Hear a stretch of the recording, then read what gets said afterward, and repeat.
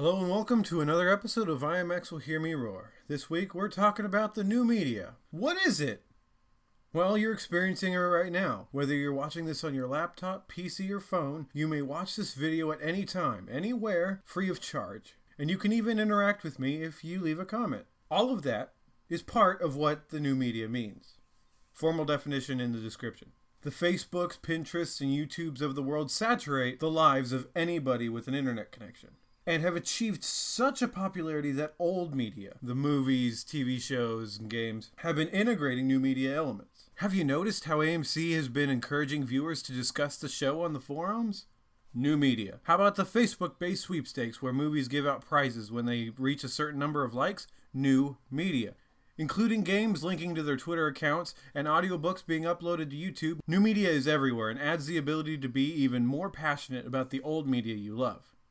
However, as I am not affiliated with any external brand, obviously the new media can exist on its own. And exist it does, and as someone who used to watch at least 40 hours of YouTube a week, the quality's pretty good.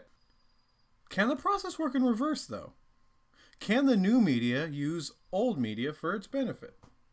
Well, if you keep up to date on YouTube news in the last weeks, you know that there is evidence that suggests that no, the new media has a hard time using old media staples. What incident am I talking about? I'm talking about Game Jam and its horrific failure. Link in the description. Long story short, the idea to cover a Game Jam, an event where game developers, typically indie, make a game in a short amount of time, happened upon the creative people at Maker Studios. The initial concept was to simply document the event, which would have been awesome. But as the project grew, it became more of a reality show. They got big sponsors, like Mountain Dew and stuff. And those sponsors sent representatives. And somehow, one of those representatives ended up in charge. Maddie, said representative, understood the project as a reality show. And reality needs drama. And the drama that Maddie pursued was tied to stereotypes of gamers and gamer culture, because that's all he knew as a Pepsi representative. And the particular one he clung to was to the sexism that has typically happened in gamer culture. And the indies weren't having it, because some of their best devs at this rapidly dying event were women, some of whom were engineers that had literally built things that went into space. Unwilling to tolerate the sexism angle, the devs formed ranks and bailed, and the event canceled. It's a sad end to something that could have been so cool, and I could fling blame at Maddie, but he was just doing what he knew. He was a representative of Pepsi, not any sort of representative for any sort of gaming anything. Maddie was a symptom of the actual problem. At some point, Maker Studios, decided this event needed to be huge and couldn't simply be coverage of a game jam.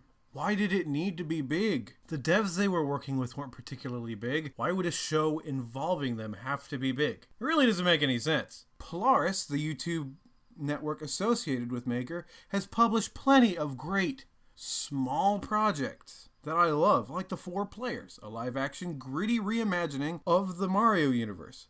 They looked pretty low budget, but they were still amazing. I'll tell you what I think.